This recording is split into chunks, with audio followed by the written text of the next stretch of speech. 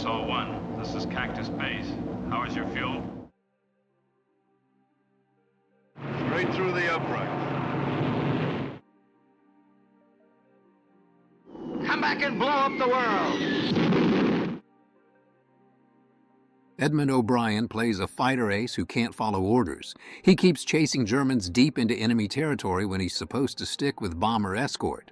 Then he gets promoted to lead the squadron, and suddenly he's enforcing the same rules he used to break. It's based loosely on the real 4th and 56th fighter groups set in 1943 England. What makes this one special is the gun camera footage. During the war, fighters had cameras in their wings wired to the guns. Pull the trigger and the camera rolls, filming whatever you're shooting at. After the war ended, the Air Force locked all that footage away and kept it under armed guard for more than 4 years. Warner Brothers somehow got access to it. They went through hundreds of thousands of feet looking for usable material and cut it down for the battle sequences. The footage stayed under armed guard even while the editors were working with it on the Burbank lot. And some of it had been shot by pilots who never made it home from those missions. So their last moments were captured on film and cut into a movie about a hotshot ace learning responsibility.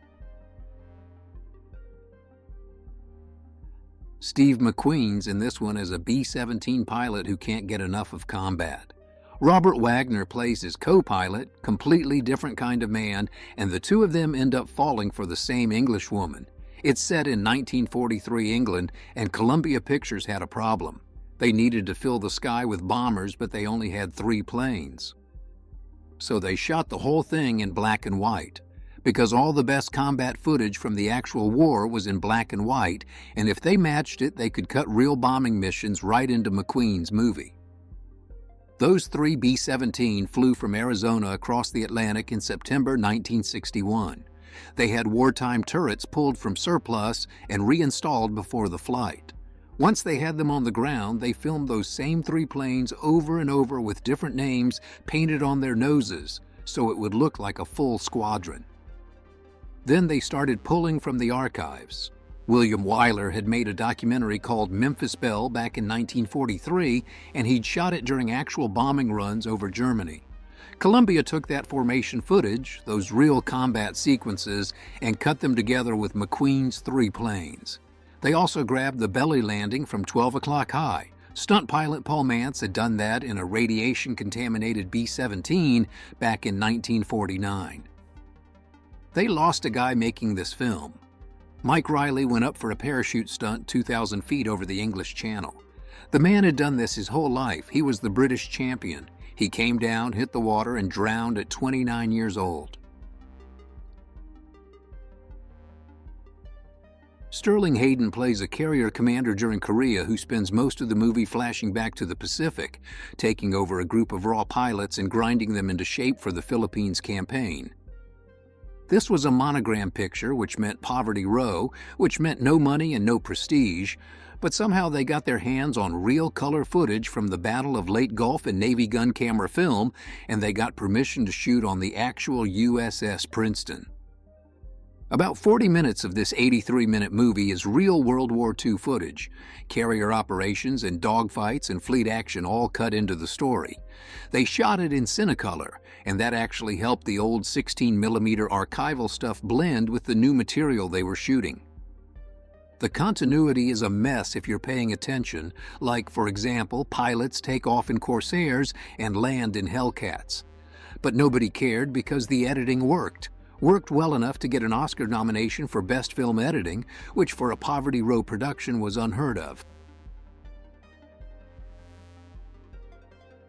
Sterling Hayden again, this time as a P-47 pilot in Italy who gets shot down behind German lines. Now he has to link up with local partisans to complete his mission, blowing up a German ammo dump through a tunnel. The film used real color gun camera footage from the Mediterranean, strafing runs and tactical operations that the Army Air Force had shot over the Italian peninsula. And most people watching in 1953 had no idea that Sterling Hayden had actually lived something like this. During the war, he'd worked for the intelligence agency under a fake name, running supplies from Italy to Tito's partisans across the Adriatic. He'd parachuted into Croatia and gotten into actual firefights and captured a German E-boat and taken dive bomber attacks. So when you watch him play a downed pilot working with Italian partisans behind enemy lines, you're watching a man who actually did this kind of thing in real life. Dirk Bogarde plays a Lancaster Squadron commander in 1943 who's flown 89 missions. 90 is the end of his third tour. Hit that number and he goes home. Bomber Command grounds him because he's exhausted, but when the Pathfinder plane goes down during a big raid, he disobeys the order and goes up anyway to save the mission. The man who wrote this, John Wooldridge, had flown 108 sorties over Europe as an actual bomber pilot. The aerial sequences mix archival Bomber Command footage with new material they shot at Shepperton using real Lancasters. Actual night raids and flak and formation flying woven into the movie.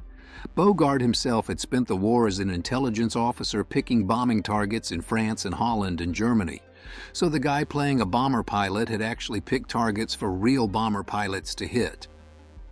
The film came out in America as Raiders in the Sky. Almost nobody's ever heard of it, which is a shame because the people who made it actually knew what they were talking about. John Wayne plays a Marine commander who takes over a fighter squadron during Guadalcanal in the summer of 1942. Robert Ryan is his executive officer who thinks he's pushing the men too hard. Wayne keeps demanding these dangerous low-level ground attack runs that headquarters won't approve, and the film is about what those command decisions cost the people making them. Howard Hughes produced it. Hughes had been a pilot himself, obsessed with aviation ever since he made Hell's Angels back in 1930. By 1951, most war films had this black and white documentary look. 12 O'Clock High came out a couple years earlier and set the template. Hughes wanted to break from that, so he shot in Technicolor specifically so he could cut in real color combat footage from the Pacific.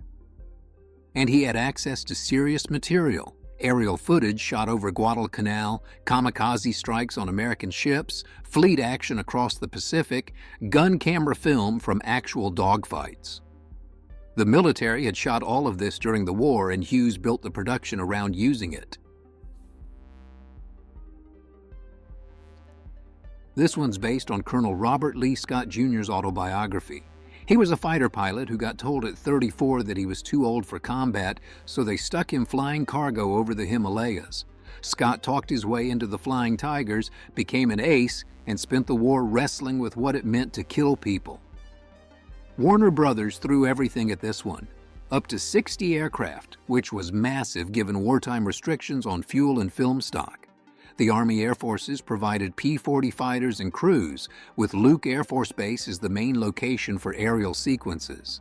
They also brought in a dozen B-25 Mitchells and various training aircraft just to fill the sky.